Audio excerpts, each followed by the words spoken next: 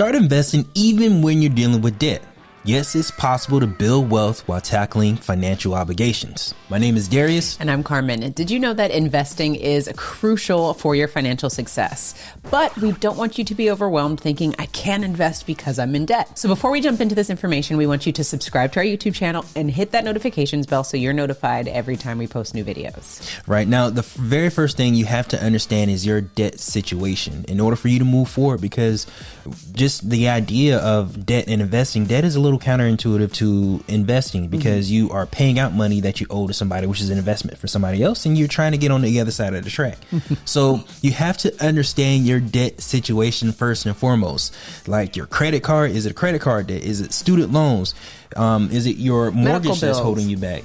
Are you putting too much money in your mortgage, or is it taking too much of your income so you can't do anything else?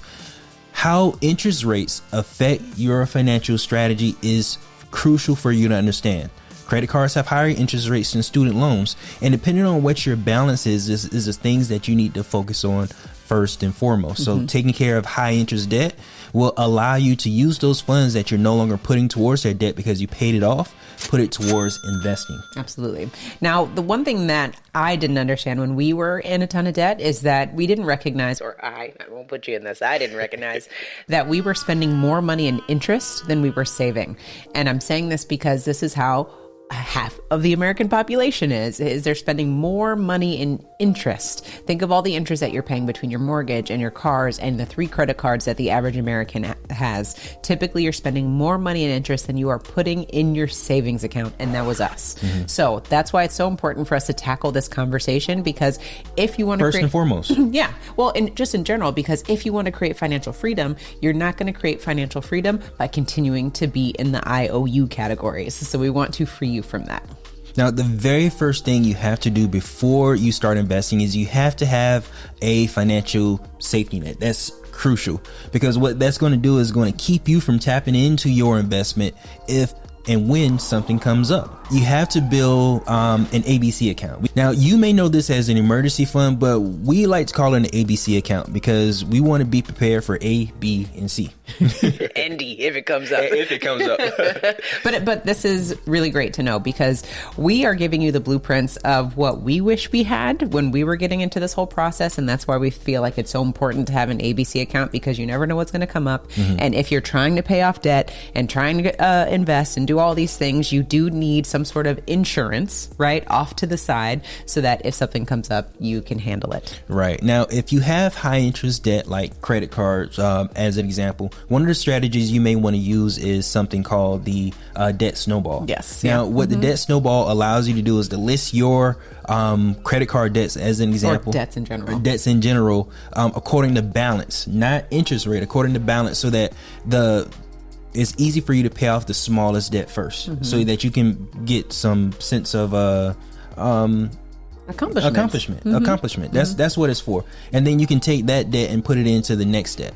Well, the idea behind it is you get dopamine hits, right? So you get intrigued and you're excited because you're seeing progress when you tackle the smaller debts first, and then you work your way up to the more expensive debts, for example. And as Darius said, you put one debt into the other, is that the minimum payment or that monthly payment that you were paying, you roll that over into the next debt so that you can more aggressively start paying that one off, and you do that over and over again to the last debt. So you're putting all of that debt money towards one debt at a time, for example, knocking them down. Yeah. Now, what this really does is it frees up money. It frees up money so that you can continue to move on to the next thing. Like, let's say if you want to take some of that money and start investing, you're able to do that because you have that money freed up now. Absolutely. Now, what you should also take into consideration is, as you free up money, if you don't have an ABC account, put money in your ABC account so that you can start investing. When it comes to the world of investing, you want to start with the basics. What you want to do is you want to explore different types of investments, like stocks, bonds, mutual funds, real estate.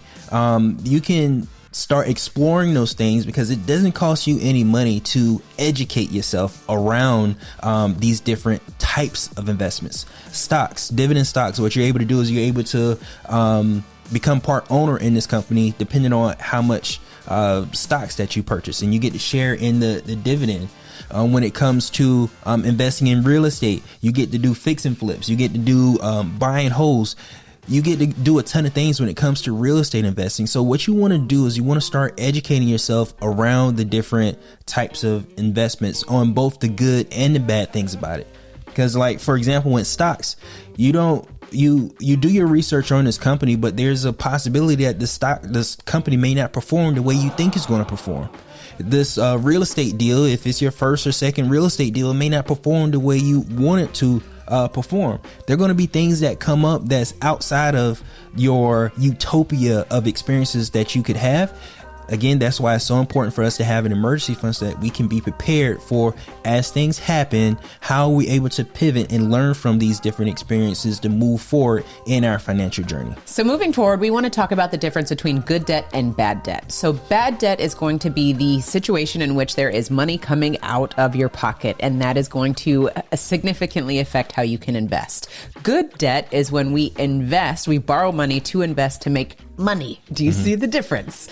So we want to make sure that you understand the differences. And the other thing too to note is, like, a lot of people talk about good debt versus bad debt and things like that. Bad debt really is just all consumer debt. Just think of it that way, just to make it easy. So as you are building out this plan, we know we have an ABC account, which is basically our insurance to make sure that as we are moving through our financial steps on the road to prosperity, we have that in place so that we can pay off all of the consumer debt, aka bad debt, and that we can then also potentially at the same time get some good debt on the books so that we can either use OPM, other people's money, to help us start investing in real estate, for example, and be able to then create cash flow. Are you looking for a life insurance policy specifically designed to help you accomplish your financial goals? And if you have a policy, or if you're looking for more education, would you like to be a part of a community with like-minded individuals who are all using life insurance to accomplish their financial goals? If so, click on the link below. We would love for you to join the Wealth Nation Money School. Now, for our plan for getting out of debt, we have to have goals set. We have to, not only do we have to have goals set, so we have to have a plan, and we have to have action behind those plans that we set. The same thing works with our investments. The difference is the fact that we're going to be doing this at the exact same time. So that means you have to be disciplined. That means you have to be persistent, and you have to be patient. Good point. When it comes to doing this at the exact same time. I'm not saying that it's not possible. We're just saying that you have to understand exactly what you're getting yourself into. Well, you got yourself into this situation in the first You're in place. debt, so. You're in it. You're in debt, and you're trying to get yourself out of it while invest at the same time. So just be aware of all the moving parts that you have going on all at once, because it's it's important to understand your risk tolerance. And it's important for you to understand the different things that you can focus on at once, and understand how you as an individual, what you can handle. Yeah, and let's put it into perspective too. So let's take a step way back. For example, we are just trying to teach you how to have your cake and eat it too. Get out of debt and also start creating cash flow. This may not be possible for everybody to do. However, if this is possible for you, we want you to know that you can do it, because a lot of times people just think, oh, I can only focus on my debt, and once I'm out of debt, then I can start investing. And that's not always the case. So what we want you to do is really start scrutinizing your income. What does it look like? Do you have discretionary income that you can actually start investing instead of spending it on Amazon, for example? If you do, and you have a window, that pocket of opportunity, that's where we want you to start looking at your opportunities to invest while you're just maintaining your debt payments the same way that they are, and maximizing those debt payments to help get you out of debt. That's really the conversation that we're having today. And then going back to understanding risk. So everything that you're getting involved in with regards to investing, you have to understand what it entails, what you're getting into, and how to get out of it. Because exit plan.